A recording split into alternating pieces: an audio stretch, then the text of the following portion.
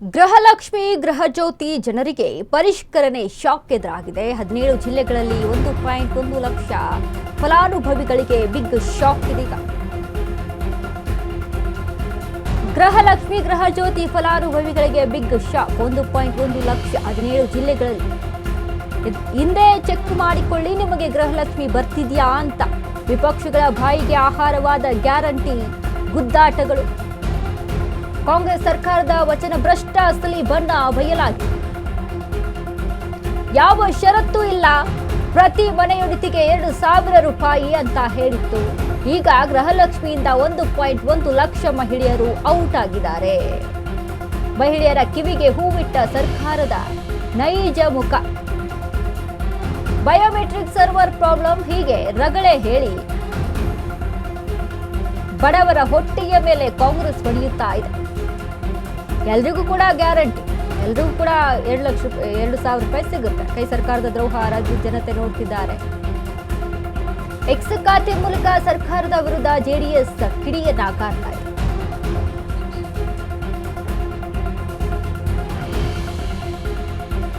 ಯಾರೇ ಆಗಲ್ರಿ, ಎಲ್ರಿಗೂ ಕೂಡ ಗೃಹಲಕ್ಷ್ಮಿ 2,000 ರೂಪಾಯಿ ಎಲ್ಲ ಮಹಿಳೆಯರ ಅಕೌಂಟಿಗೆ, ಆ ಮನೆಯ ಒಡತಿ ಯಾರಿದ್ದಾರೆ ಅವ್ರ ಅಕೌಂಟಿಗೆ 2,000 ರೂಪಾಯಿ ಹೋಗುತ್ತೆ ಅಂತ ಸರ್ಕಾರ, ಇದೇ ಸರ್ಕಾರ ಹೇಳಿದ್ದು. ಯಾವುದೇ ರೀತಿಯಾದಂಥ ರೂಲ್ಸ್ ಇಲ್ಲ. ಯಾರು MLA ನ, ಯಾರು MP ನ, ಯಾರು IAS ಆಫೀಸರ, ಒಬ್ಬ ಫುಟ್ಪಾತ್ ವ್ಯಾಪಾರಿ ಇದಾರ, ಎಲ್ಲರ ಅಕೌಂಟ್ಗೂ ಕೂಡ 2,000 ರೂಪಾಯಿ ಹೋಗುತ್ತೆ ತಿಂಗಳ. ಇದೇ ಸರ್ಕಾರ ಕೊಟ್ಟಂತ ಗ್ಯಾರಂಟಿ. ಸರ್ಕಾರ ಕೊಟ್ಟಂತ ಗ್ಯಾರಂಟಿ ಈಗ ಏನಾಗ್ತಾ ಇದೆ? ಪರಿಷ್ಕರಣೆ ಅನ್ನುವಂತ ಹೆಸರಲ್ಲಿ, ಬಯೋಮೆಟ್ರಿಕ್ ಅನ್ನುವಂತ ಹೆಸರಲ್ಲಿ ಮಹಿಳೆಯರ ಕಿವಿಗೆ ಹೂ ಇಡ್ತಾ ಇದೆ ಅಂತ ಜೆಡಿಎಸ್ ಟ್ವೀಟ್ ಮುಖಾಂತರ ಆಕ್ರೋಶವನ್ನ ವ್ಯಕ್ತಪಡಿಸ್ತಾ ಇದೆ, ವಿರೋಧವನ್ನ ವ್ಯಕ್ತಪಡಿಸ್ತಾ ಇರುವಂತದ್ದು. ಕಾಂಗ್ರೆಸ್ ಪಂಚ ಗ್ಯಾರಂಟಿಗಳನ್ನ ಕೊಡುತ್ತೆ, ಪಂಚ ಗ್ಯಾರಂಟಿಗಳನ್ನ ಮುಂದೆ ಇಟ್ಕೊಂಡು ಅಧಿಕಾರಕ್ಕೆ ಬರುತ್ತೆ.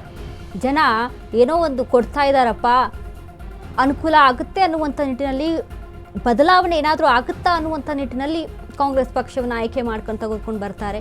ಗ್ರಾಮೀಣ ಭಾಗದ ಮತಗಳನ್ನು ಟಾರ್ಗೆಟ್ ಮಾಡಿಕೊಂಡು ಕಾಂಗ್ರೆಸ್ ಪಕ್ಷ ಒಂದಿಷ್ಟು ಗ್ಯಾರಂಟಿಗಳ ಘೋಷಣೆ ಮಾಡಿ ಅವುಗಳನ್ನು ಮುಂದೆ ಇಟ್ಟು ಆಡಳಿತಕ್ಕೆ ಬರುತ್ತೆ. ಬಟ್ ಇಲ್ಲಿ ಹೋಗ್ತಾ ಹೋಗ್ತಾ ಈ ಗ್ಯಾರಂಟಿಗಳು ಎಷ್ಟರ ಮಟ್ಟಿಗೆ ವರ್ಕೌಟ್ ಆಗ್ತಾ ಇದೆ? ಶಕ್ತಿ ಯೋಜನೆ ಎಲ್ಲಾದ್ರೂ ಮಹಿಳೆಯರು ಕಾಣಿಸಿದ್ರು ಅಂತ ಅಂದ್ರೆ ಡ್ರೈವರ್ ಬಸ್ಸೇ ನಿಲ್ಸಲ್ಲ, ಹೋಗ್ಬಿಡ್ತಾನೆ ಹಂಗೆ. ಇದಕ್ಕಿಂತ ನಾಚಿಕೆಗೇಡಿನ ಸಂಗತಿ ಅಂದ್ರೆ ಸಿಎಂ ಉತ್ತರ. ನನಗೆ ಗೊತ್ತಿಲ್ಲ ಎಂಬ ಬೇಜವಾಬ್ದಾರಿ ಸಿಎಂ DK ಉತ್ತರ. ಹಾಗಾದ್ರೆ ರಾಜ್ಯದಲ್ಲಿ ಆಡಳಿತ ನಡೆಸುತ್ತಿರುವುದು ಯಾರು? ಸಿಎಂಗೆ ಗೊತ್ತಿಲ್ಲ ಅಂದ್ರೆ ರಾಜ್ಯದ ಬಗ್ಗೆ, ಸಿಎಂಗೆ ಗೊತ್ತಿಲ್ಲದ ಇಲಾಖೆಯಲ್ಲಿ ಇಷ್ಟೆಲ್ಲ ನಡೀತಾ ಇದೆಯಾ? ಅಥವಾ ಗೊತ್ತಿದ್ದು ನಾಟಕವಾಡುತ್ತಿದ್ದಾರಿಗೆ ಜೆಡಿಎಸ್ ಹೇಳ್ತಾ ಇರುವಂತದ್ದು.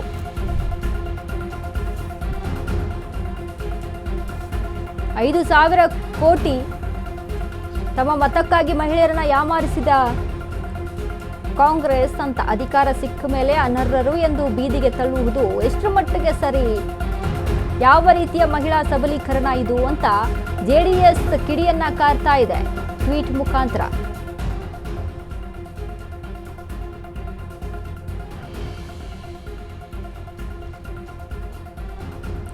ಗ್ಯಾರಂಟಿ ಯೋಜನೆಗಳನ್ನ ಮುಂದಿಟ್ಕೊಂಡು ಆಡಳಿತಕ್ಕೆ ಬಂದಂತ ಕಾಂಗ್ರೆಸ್ ಇದೀಗ ಗ್ಯಾರಂಟಿಗಳಲ್ಲ, ಅಲ್ಲಿ ಗೃಹಲಕ್ಷ್ಮಿ ಯೋಜನೆಯಲ್ಲಿ ಮಹಿಳೆಯರು ಒಂದು ನಂಬಿಕೆಯಲ್ಲಿದ್ರು, ಏನೋ ಒಂದು ಸರ್ಕಾರ ಮಾಡಿಕೊಡ್ತಾ ಇದೆ ಅಪ್ಪ, ತಿಂಗಳ 2,000 ರೂಪಾಯಿ ಬರ್ತಾ ಇದೆ ಅಂತ. ಬಟ್ ಇದ್ರ ಬಗ್ಗೆ ಸರ್ಕಾರದ ನಿರ್ಧಾರ ನಿಜಕ್ಕೂ ಕೂಡ ಮಹಿಳೆಯರು ಆಕ್ರೋಶ ವ್ಯಕ್ತಪಡಿಸ್ತಾ ಇದ್ದಾರೆ. ಇದ್ರ ಬಗ್ಗೆ ಮತ್ತಷ್ಟು ಅಪ್ಡೇಟ್ಸ್ ಅನ್ನ ಕೊಡ್ತಾರೆ ನಮ್ಮ ಪ್ರತಿನಿಧಿ ಜೀವನ್, ನಮ್ಮೊಂದಿಗೆ ಲೈವ್ ನಲ್ಲಿ ಜಾಯ್ನ್ ಆಗಿದ್ದಾರೆ. ಜೀವನ್, ಗ್ಯಾರಂಟಿ ಯೋಜನೆ ಅಂತ ಅಂದಾಗ ಕಾಂಗ್ರೆಸ್ ಹೇಳ್ತಾ ಇತ್ತು, ಸರ್ಕಾರ ಹೇಳ್ತಾ ಇತ್ತು ಸಕ್ಸಸ್ಫುಲ್ ಆಗಿ ನಡೆಸ್ತಾ ಇದ್ದೀವಿ ಅಂತ. ಬಟ್ ಈ ಸಕ್ಸಸ್ಫುಲ್ ಗ್ಯಾರಂಟಿ ಯೋಜನೆ ಅಂತ ಅಂದಾಗ ಮಹಿಳೆಯರಿಗೆ ಎಲ್ಲೋ ಈ ಪರಿಷ್ಕರಣೆ ಅನ್ನುವಂಥ ಒಂದು ಹೆಸರನ್ನ ಮುಂದಿಟ್ಕೊಂಡು ಒಂದು ಮೋಸ ಆಗ್ತಾ ಇದೆ ಅಂತ ಇಲ್ಲಿ ಕಾಣಿಸ್ತಾ ಇದೆಯಾ? ಈ ಬಗ್ಗೆ ಜೆಡಿಎಸ್ ಕೂಡ ಒಂದು ಟ್ವೀಟ್ ಅನ್ನ ಮಾಡಿ ಆಕ್ರೋಶವನ್ನ ವ್ಯಕ್ತಪಡಿಸಿರುವಂತದ್ದು. ಏನೆಲ್ಲ ಅಪ್ಡೇಟ್ಸ್ ಇದೆ ಜೀವ?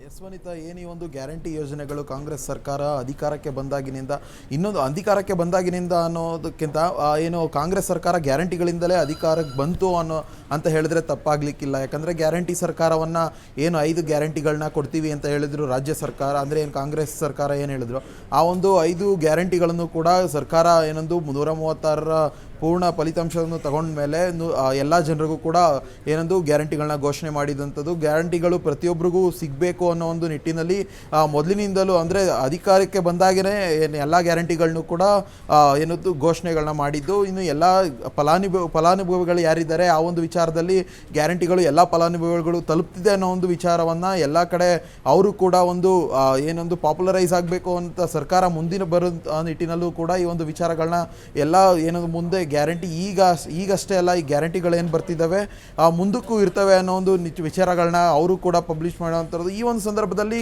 ಇದನ್ನು ವಿಪಕ್ಷಗಳು ಅಸ್ತ್ರವಾಗಿ ಬಳಸ್ಕೊಂಡು, ಯಾಕಂದರೆ ಗ್ಯಾರಂಟಿ ಒಂದು ವಿಚಾರನ ಆರ್ಥಿಕವಾಗಿ, ಅಂದರೆ ರಾಜ್ಯ ಆರ್ಥಿಕ ಬಿಕ್ಕಟ್ಟನ್ನ ಎದುರಿಸುತ್ತೆ ಒಂದು ಗ್ಯಾರಂಟಿ ವಿಚಾರದಿಂದ ಅನ್ನೋ ಒಂದು ನಿಟ್ಟಿನಲ್ಲಿ ವಿಪಕ್ಷಗಳು ಇದನ್ನು ಅಸ್ತ್ರವಾಗಿ ಮಾಡಿಕೊಂಡು, ಇದ್ರ ಜೊತೆ ವಿಪಕ್ಷಗಳು ಏನು ಗ್ಯಾರಂಟಿಗಳು ಸಮರ್ಪಕವಾಗಿ, ಅಂದರೆ ಕೆಲವೊಂದು ಸಲ ಈಗ ಆಲ್ರೆಡಿ ಬೇಜಾನ್, ಅಂದರೆ ತುಂಬ ಸಲ ಈಗ ಆಲ್ರೆಡಿ ಗ್ಯಾರಂಟಿಗಳು ಏನು ಫಲಾನುಭವಿಗಳಿಗೆ ತಲುಪಬೇಕು ಅದು ತುಂಬಾ ಡಿಲೇ ಆಗಿರುವಂತದ್ದು ಎಲ್ರಿಗೂ ಗೊತ್ತಿರೋಂತ ವಿಚಾರ. ಈ ಒಂದು ಡಿಲೇ ಆದಂತ ಸಂದರ್ಭ ಗ್ಯಾರಂಟಿ ಯೋಜನೆ ಅಂದ್ರೆ ಈ ಗೃಹಲಕ್ಷ್ಮಿ ಡಿಲೇ ಆಗ್ತಾ ಇದೆ, ಬಟ್ ಇದುವರೆಗೂ ಜನರಿಗೆ ಸಿಕ್ಕಂತ ಒಂದು ಗ್ಯಾರಂಟಿ ಯೋಜನೆಯಲ್ಲಿ 2,000 ರೂಪಾಯಿ ಎಷ್ಟು ತಿಂಗಳದ್ದು ಆಗಿದೆ, ಇನ್ನು ಎಷ್ಟು ತಿಂಗಳದ್ದು ಬರಬೇಕು ಅನ್ನುವಂತ ಅಂಕಿಅಂಶ ಇದೆ ಇಲ್ಲಿ.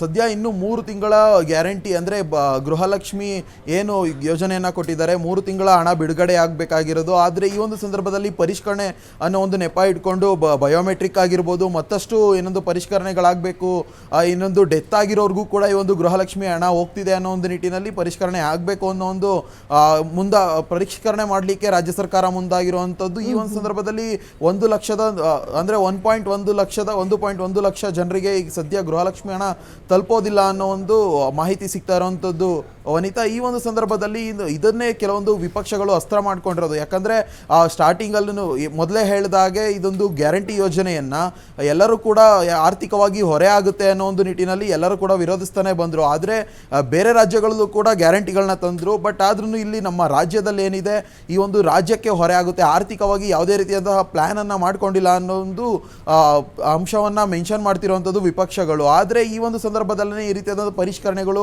ಎಲ್ಲ ಮಾಡ್ತಿರುವಂಥದ್ದು ರಾಜ್ಯ ಸರ್ಕಾರಕ್ಕೆ ಒಂದು ಆಪತ್ತಾಗಿ ಪರಿಗಣಿಸಬಹುದು. ಮತ್ತೆ ಇದೇ ವಿಚಾರವನ್ನ ಇನ್ನು ವಿಪಕ್ಷಗಳು ಅಸ್ತ್ರವಾಗಿ ಪಡೆದುಕೊಳ್ತಾ ಇರೋದಂಥದ್ದು ವನಿತಾ. ಥ್ಯಾಂಕ್ ಯು ಜೀವನ್, ನಿಮ್ಮೆಲ್ಲ ಅಪ್ಡೇಟ್ಸ್ಗೆ.